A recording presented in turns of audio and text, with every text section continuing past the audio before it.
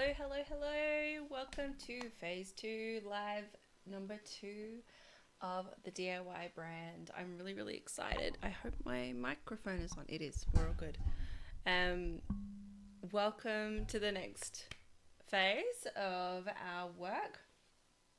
I'd love to know how you went with the first round, and feel free to be sharing your progress in the group. And yeah, I'm really excited to take you through phase two.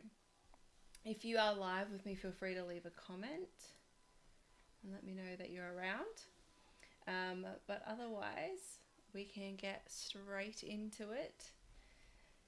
So, I'm sure many of you have heard of what a mission statement is, and essentially what the mission overall of your company is. Now, in phase two, we're really focusing in on creating what your mission statement is, but also looking in what your vision is for your company overall, and helping you to get some real clarity on, you know, what your true north is.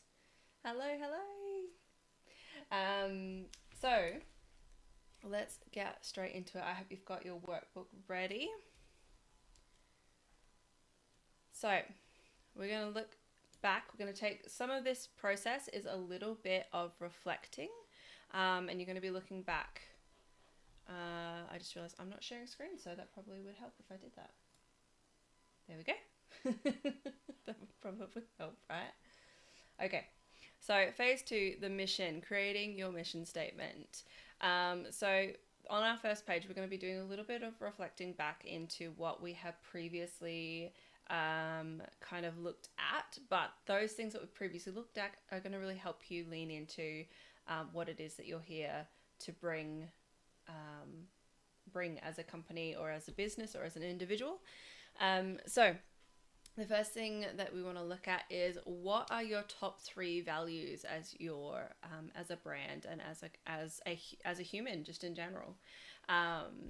And reflecting on this, how can you weave that into your business? Now, I think last week I talked a little bit about that one of my values was creativity. I'm trying to remember what my top three were. Excuse my brain. It's the afternoon and I'm running low on steam. So reflecting on this, how can you weave it into your business? Now, I believe I did speak about how creativity was really important to me, how family was really, really important to me, and those are two things. And passions and hobbies. So obviously, being a creative brand, that is something really that's important to me. That people feel passionate, they can feel really connected into those things, into the things that matter to them and that mean something to them. Creativity, just in general, is something that I hold high in value. But that family is something that's really important to me. And so for me, as a brand, I want people to feel at home. So looking back here, our values were home, family, friends, passions, hobbies, health, wealth slash work, and partner. Or maybe I should put that as love. I wasn't just spending time with romantic relationship.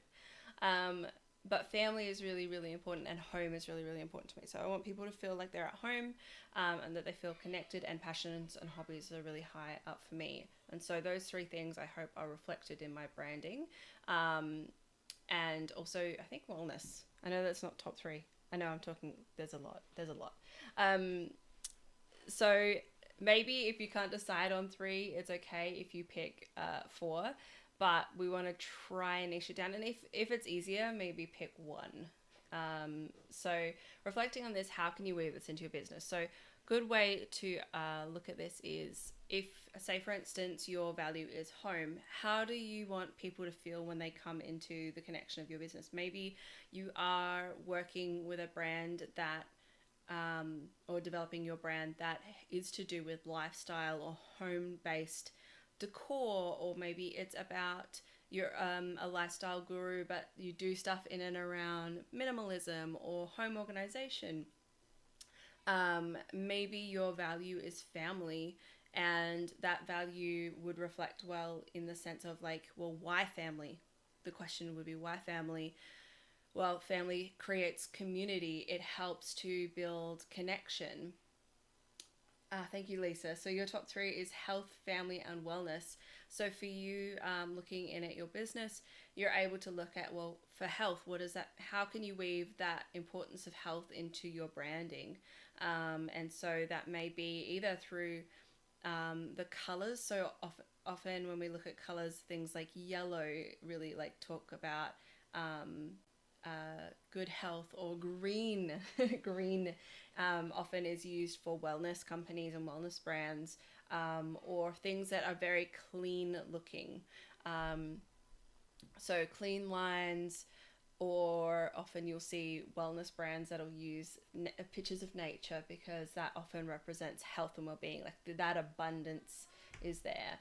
And then also looking at family, that to me, if somebody's bringing family up in their top three, I would always say is like, hey, that sounds to me like you really want people to feel connected and safe and held and secure.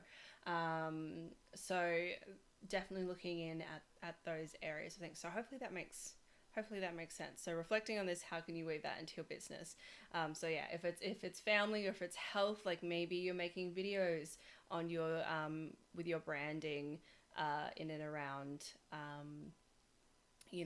a healthy choice you could make today, or a healthy thought you could have today. And that's what's really important, is that when you're coming up with your mission, you're not just looking at your branding, you're also going to be looking at like, what method can I utilize when I'm looking at my top three important core values. So so you're looking at video format, you're looking at, maybe it's a podcast. If you're all about creating that connectivity, and you like to feel a bit more intimate, maybe a video doesn't feel as intimate as you would like. I sometimes think that podcasts are a really great way to get that closer intimacy with people when you're working with sharing information, because you're like right in their ear. Do you know what I mean?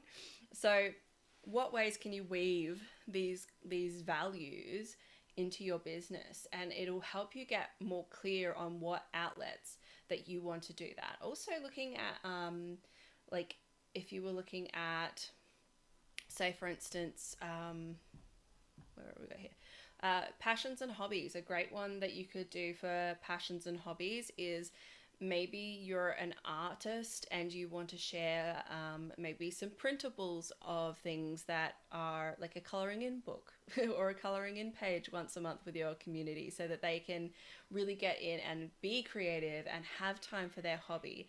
Or maybe, I'm just thinking what other ways you could do it. Maybe you love embroidery and you're an embroiderer and your branding is all about embroidering. Maybe you could set up some kits that you could have available that people could purchase, so that you're not just selling your own embroideries, but maybe you have a pattern that you've come up with, your own design, but people want to learn how to do it. You could do a kit sending out your branding. And so if that is passion and hobbies, and that's all about what your brand does, and like a way that people can like connect with what you do. If partners were really high for you, like that sort of relationship stuff, that would be, maybe there's ways that maybe you could share like a romantic tip each week about being in connection with a relationship, if that's in alignment with what your business does or your branding does. But the other way that you can look at it is, we want to look at, well, how much time do you want to spend in your business? If perhaps maybe working isn't high up on your importance level, but you're building this brand, maybe take a look and be like, well, how many hours do I want to spend working if work isn't super high on my importance list? And it also helps to give you kind of a bit more clarity in and around how you want to run your business, not just what your business produces. Hopefully that makes sense. Lisa, I've been thinking about creating a self-care journal for mental health. That would be so in line with your business, definitely. And the other thing that I really love about what I'll be sharing with you guys, with you on, is it tomorrow or the next day? I'm going to teach you, no, on the final live.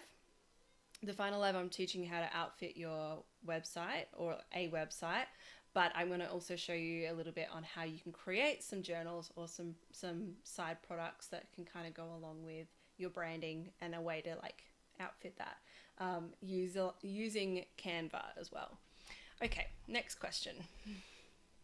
All right, based on those gifts, based on those values, what gifts do you bring to the table as an individual for your brand, and how is that reflected in who you are? So when we're looking at your gifts and values, it may be how you show up in the world. It may be how you, if your value is family, maybe you are a really naturally caring person and that you enjoy nurturing humans. Maybe you really enjoy nurturing people through being a teacher. Maybe you really, if your value is wealth, maybe you have a real good knack for things like the more like statistical stuff, or you really like to like track things. If you're into budgeting when it comes to your wealth and money.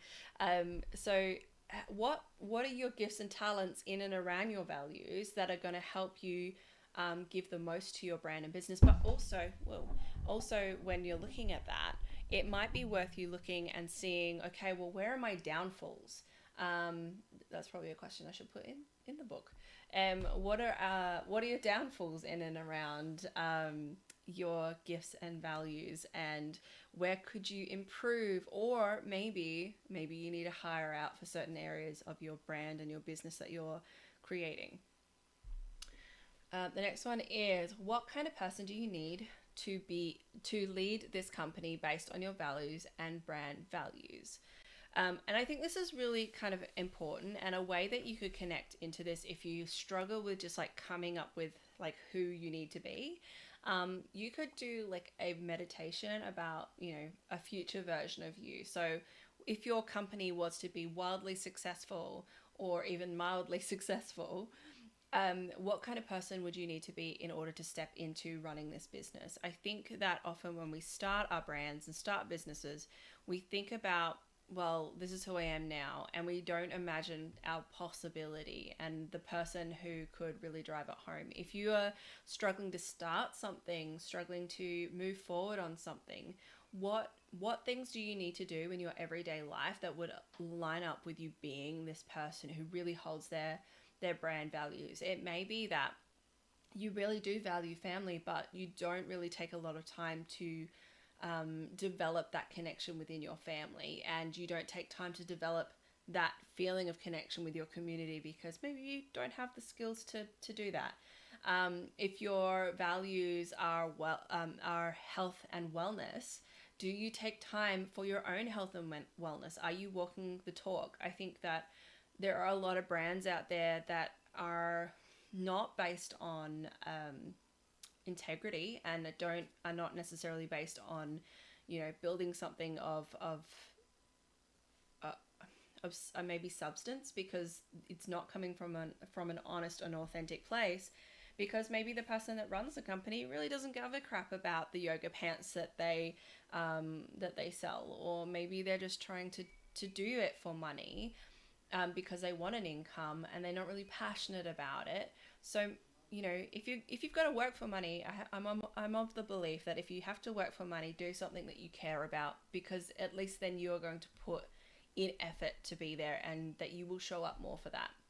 So it's so important to me that if you're building a brand that matters to you, that you are able to walk your talk.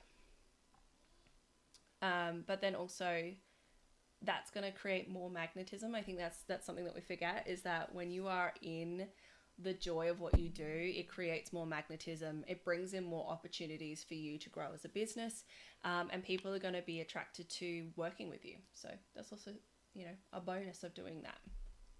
All right, the next bit, building out your brand. What is it? What is your brand's core value, and how will you build out the offerings to reflect that? In this session, we're working through more of your brand's identity. We will be focusing on following and getting really clear on who you are serving and why you serve and how you want to show up. Previously worked on discovering your values based off of this information. We know how we want your business to feel when clients step into the energy and the sacred container. And so in this here, I want you to kind of take a moment to look at the footnotes of everything that you've learned so far about yourself and about your brand, and write down a little like bit of, well, what have you discovered about you? What have you discovered about what you can offer the world and how you can show up? This is very much about how. On here, once you've known, like, come down now. What is your core value? What is it at the core that you want to bring to the world? And then from there, we're going to now look at the offerings aligned with your values. So maybe we look at your core value, or if you've got two that you really need to have both there, is so say for instance, like Lisa has said that she's looking about creating a self-care journal for mental health. I know that you work in the wellness kind of industry, and so creating a self-care journal for mental health is really, really incredible. A way that you can then take this particular self-care journal for mental health and then knock it up a notch is have a look at what are your core values. So obviously health and wellness is very, very important. But then also you said that your other core value was family. So maybe looking at self-care in a way that maybe mamas can work with, because family and being able to self-care is really, really hard. And being able to create a journal that can help mums find their self-care when they're really, really struggling with like running family. Or you could make a range of self-care mental health journals, say one for mum, one for dad, one for the teenager, one for the toddler that likes to color in things, and then maybe have some like little prompts. And it's a way for families to then create a habit together, like a way that they could like work together in going, all right, like it's wellness time. Like instead of, maybe you don't like going to church, so doing your self-care Sunday, getting everyone together, doing a little bit of self-care. Everyone's got their own little journal. They could have their like self-care Sunday morning, and everyone gets to learn the habit of developing self-care. So that's a way that you can kind of weave those multiple things all together. And then also coming down here, like that's a way that you can look at that. And I love also that you're thinking about creating a self-care journal. It allows you to do something that's a passive creation. And so on here it says, keep in mind that you can create passive income so that your brand can give you time to rest too. And if wellness and health is important to you, you know the importance of rest and the importance of taking time for nurturing yourself. So creating passive income products is really, really powerful. Doing a PDF, creating a mini course, all of those kinds of things.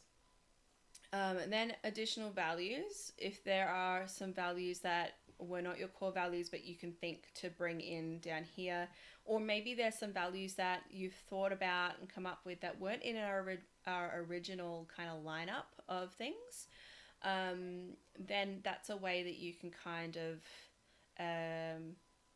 bring in, well, okay, maybe you've got an additional value that is in and around travel. That's one I don't think I've got up there, but travel. And so maybe you're a travel company, or maybe you're a health and wellness company with a hint of travel in there. And instead of just being a straight up self-care journal, maybe it's a travel self-care journal, where maybe your travels are all around going to places like Bali, or really beautiful self-carey places like where spas happen, or do you know what I mean? Like that's another way that you can do that. And then down the bottom here we got passions and hobbies. Now looking at your own personal passions and hobbies. I love that, Lisa. Thank you. My next value is nature, hiking and nature therapy. So having a look at passions and hobbies, like obviously doing nature therapy, like nature itself, that can be so easily brought into a health and wellness brand by talking about nature or filming all of your videos in nature. Like that's another way that you can do that. Like every time you go out hiking, maybe you could utilize a portion of your hiking time to batch create your own content while you're sitting out on a rock in a beautiful space, because we know like the power of nature and how that can really help you in the process of like grounding and feeling calm and peaceful. Like, what a great way, one, for you to create your content, and two, for people to receive your content. Like, how beautiful. um so yeah, have a look at ways that you can bring your passions and hobbies into your content, so that people get to see a little bit more of the real you, rather than just going with, well, oh, you just look like another chick on the internet, you know? So have a look at maybe, like for instance, I love film. I love film. I love creating things online. I used to do, I know how to do podcast work, and I actually studied to be an audio technician before I became a photographer.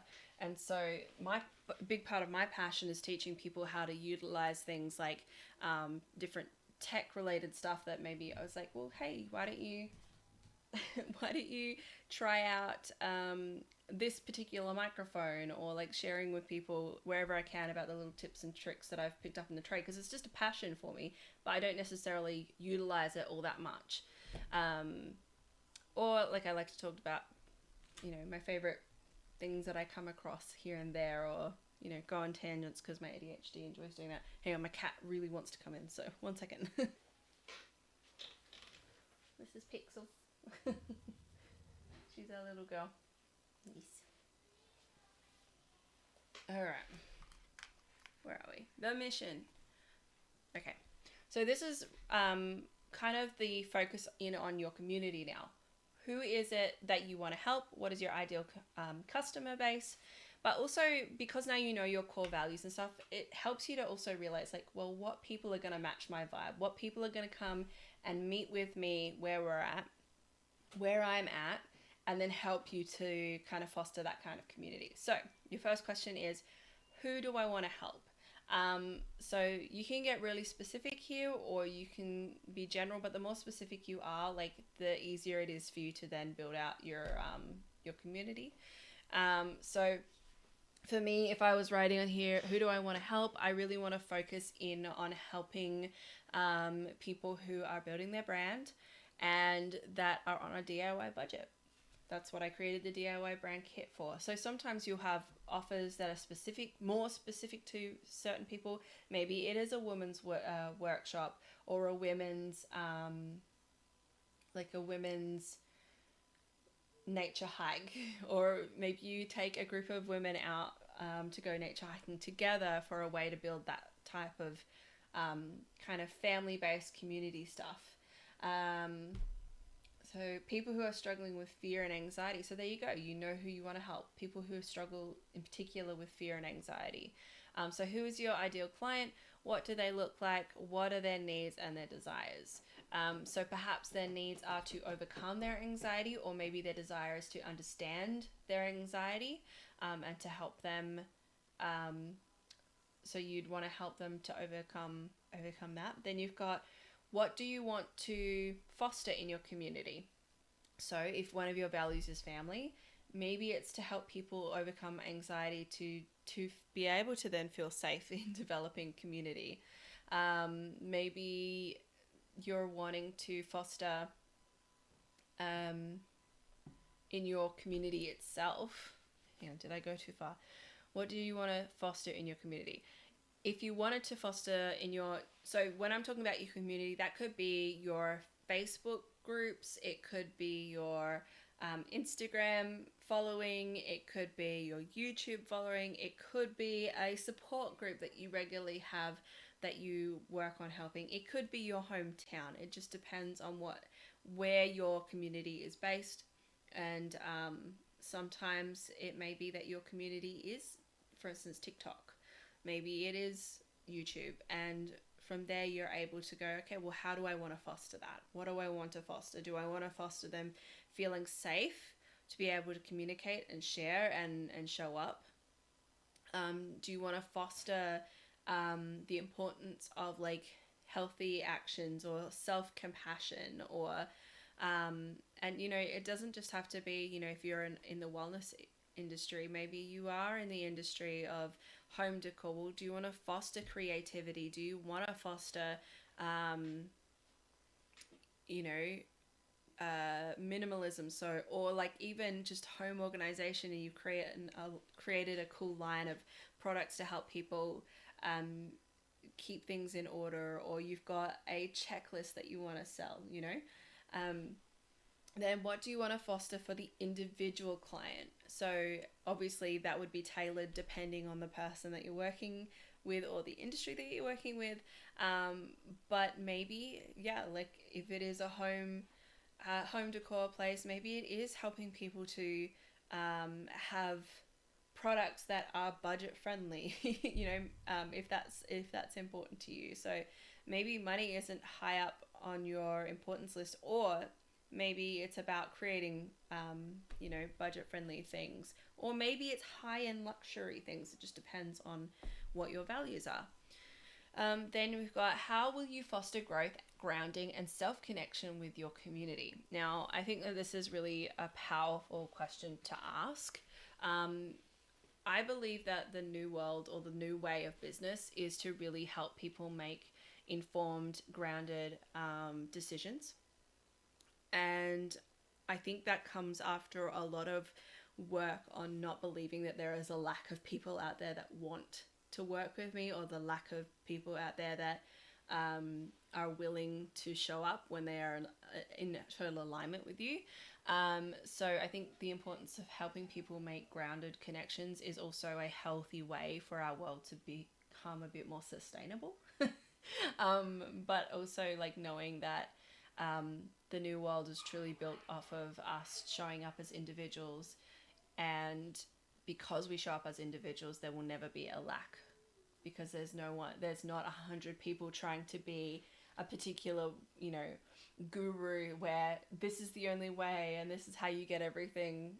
It's this way or the highway. Diversity is what creates abundance. So how can you foster grounding and self-connection with your community, and how to foster growth if that is something that is of importance to you. So if you are a health and wellness brand, personal growth obviously would be very, very important, or self-care is a very important thing. And I love that, Lisa, you're sharing you want to foster safety, connection, self-care, and calmness. If you start to put out branding, say for instance, this is how you can kind of be like, well, I want to create calmness for my community. Well, if you're putting out stuff online that doesn't visually read like safe, doesn't visually read calm. For instance, I previously worked with a client who has fire in her branding. Now, a lot of people would not see fire as a space of of safety, because we naturally feel fire as a space of fear or warning. It can come off as like calm and cozy, but if you've got, say, a raging fire, and you zoomed in close, you cannot tell if that's a house being burnt down, or if it's a cozy campfire where everyone's got a cup of hot cocoa. Do you know what I mean? So it's all about like the language of what your imagery is. That's gonna depend on how people are gonna feel in your community. So if you're creating calmness and wanting to foster calmness in your branding, you want to be looking at things in and around like maybe soft pictures of soft linens, or beautiful plants that are maybe bonsai. Do you know what I mean? Like, it's really important to look at how your presentation shows up, because people are going to feel so much from these things. The other thing that is really powerful is how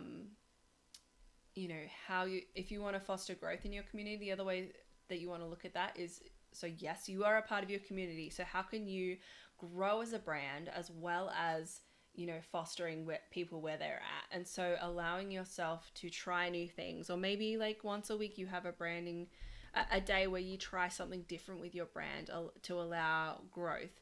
One thing I will say is really powerful if you are you want to develop a community in any format.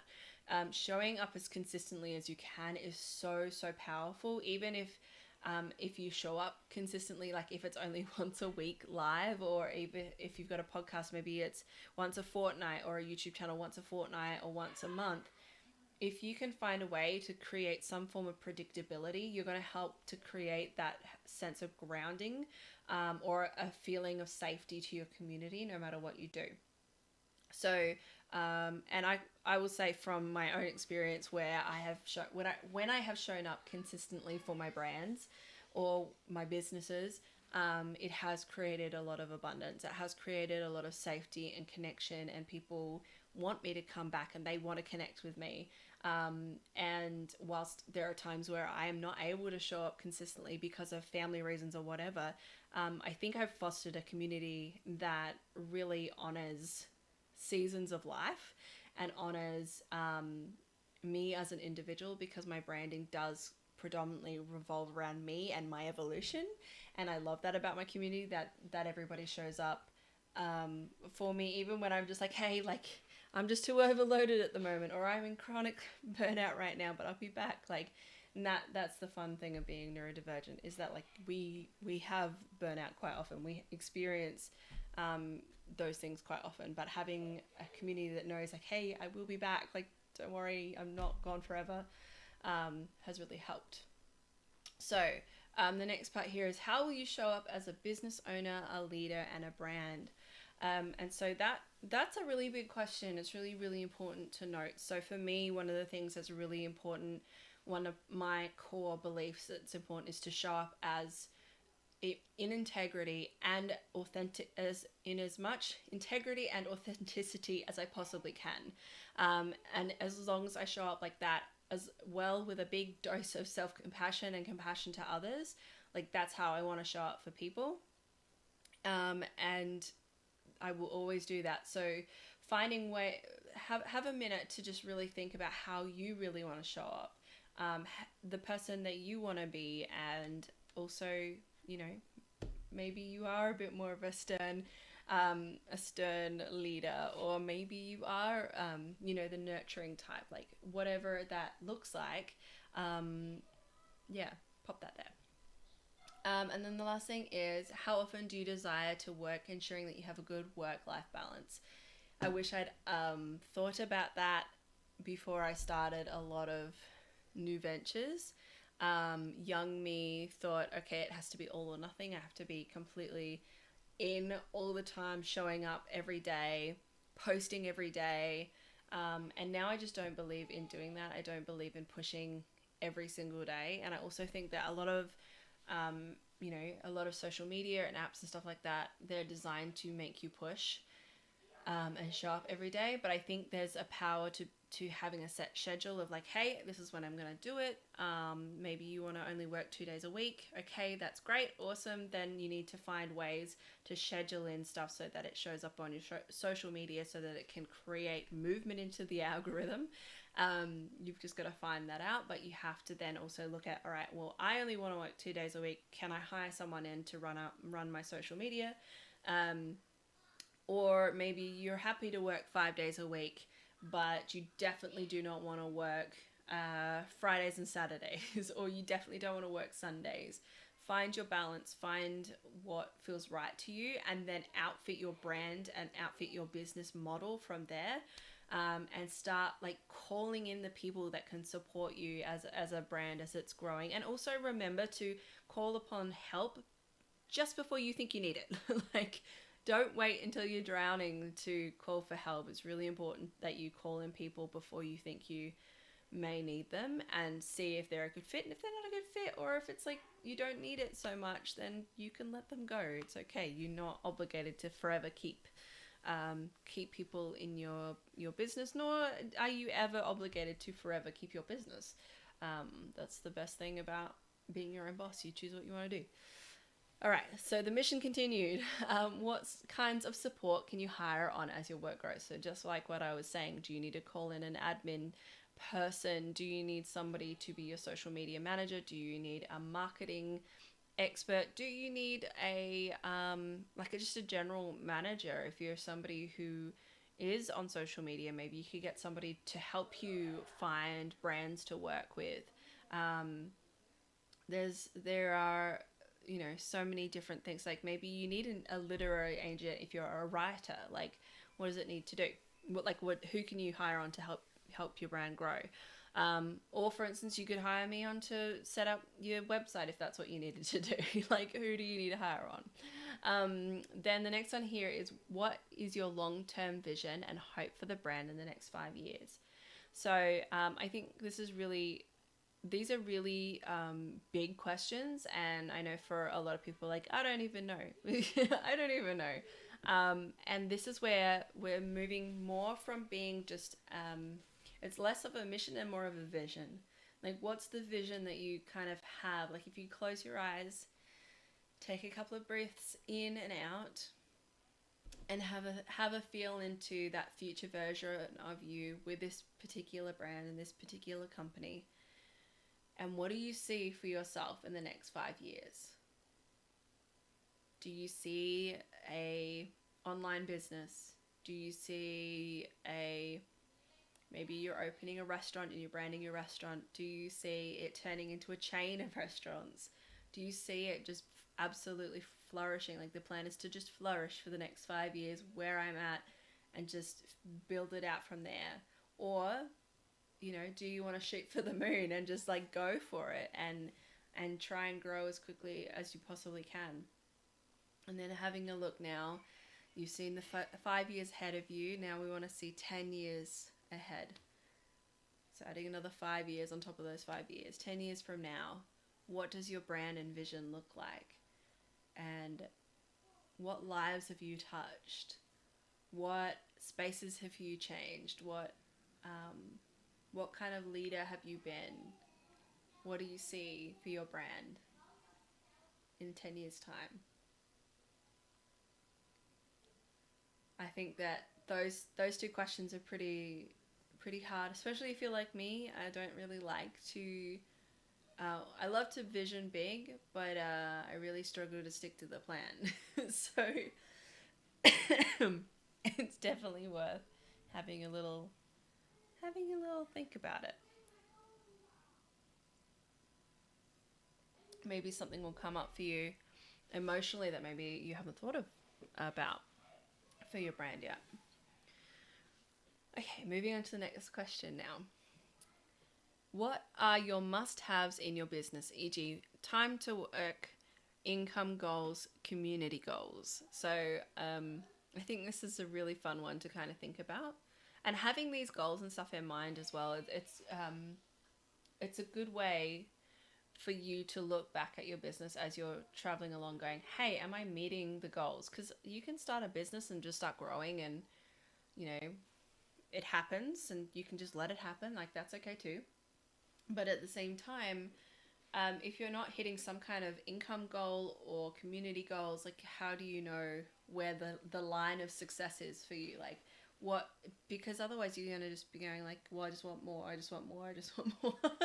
And it, like, how do you know that you're like, that you're succeeding at the driven goal, the driven plan? And it's okay, like, if you got a year in or 2 years in, and to go, you know what, I'm just not hitting the mark, or I'm not, you know, having the impact on my community or the impact on my clients that I desired to do so. It also allows you an opportunity to think, well, how long do I want to invest my time in this particular business? Maybe you want to give yourself 12 months. Maybe you want to give yourself a max of 3 years. Maybe in 5 years' time, you get that opportunity to go, hey, do I still want to keep doing this? So definitely, like, having that on your mind is a good way to kind of build out a point of like goals, and like gives you metrics, you know. The next one is, how do you plan to give back to your community, e.g., a fund for supporting important causes? So I think this is something that can be really powerful. So once you're able to obviously take care of yourself in your foundational needs, or even whilst you're doing your foundational needs, like, why not? Creating a separate fund. You can either do this by having what do you call it, a separate bank account or whatnot, where you take a portion of what you are earning and it goes towards important causes that your particular branding cares about. Um, and there are a few different reasons why I would suggest to do that. One, it's a form of tithing. So if you are not necessarily religious, but you're able to just, give good karma to the universe, that's one way that you can do that. And you don't necessarily have to give to a church. It's a way for you to give back to your community in a way that matters to you, so that you can make an impact. I mean, I think there's value to going, well, hey, I'm making a set amount of money now, more than I ever expected to, and now I get to give back. One of the ones that I was donating to for a long time was, so when I did the Elements Foundation course a few years ago, I think it was now. As we went through each element, we donated money towards that particular element. So for water, it was donating to the ocean. I can't remember which which company it was, but it was to do with ocean conservation and ocean cleanup. Another one was we paid for 60 trees to be planted. Another one was, it was like I can't remember what the other two were, but anyway, so it was, going through that process, like what matters to your community. Maybe you work with people who are neurodivergent, and you want to give back, and maybe you can give back to a you know a support fund that genuinely helps people who are neurodivergent. But also do your research into those particular funds, because sometimes they're not actually neuro-affirming. So yeah, just get really clear on the company that you're supporting if you are going to do so. But yeah, what's an important cause, or maybe you're going to give back to mental health, to the mental health community. So the next one is, what platforms? Oh, now the cat wants to go out. Excuse me.